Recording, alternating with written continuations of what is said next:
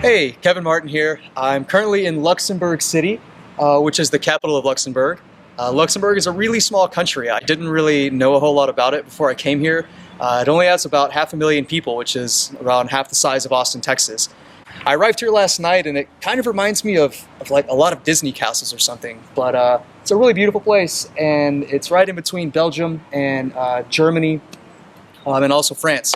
And so it's kind of a combination of a lot of different cultures and really a pretty unique place to go. A lot of my European friends are really confused as to why I wanted to come here, but it's obviously really beautiful, and I'm glad I checked it out.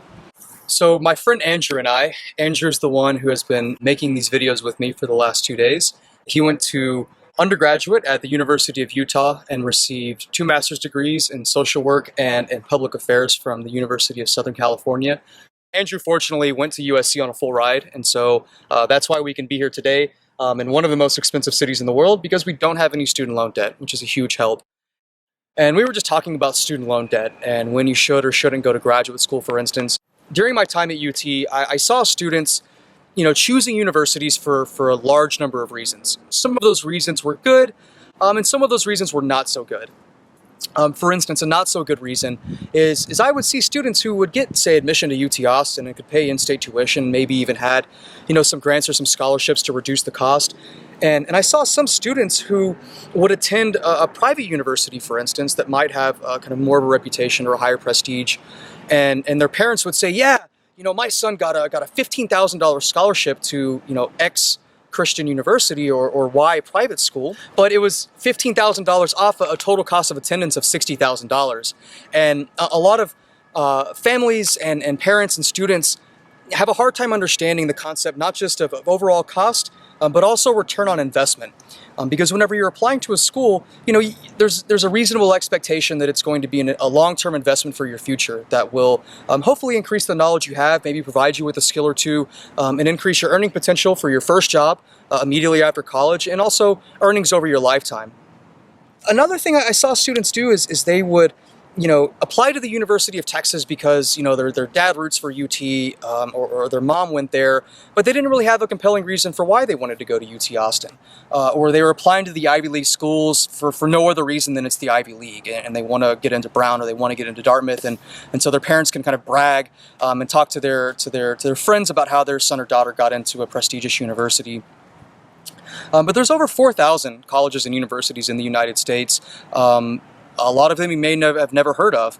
And a lot of those schools are willing to offer scholarship money. And it really is important to kind of expand the search further than just the big names like the University of Texas or getting into Rice, which is a popular choice for students who are looking for a most selective university in Texas. And there's a lot of competing factors that are at play. It's about return on investment. A lot of students are choosing universities because that's what their parents want. They're choosing to study certain things because they're encouraged to do so, or follow a particular path like business or medicine or engineering and so on.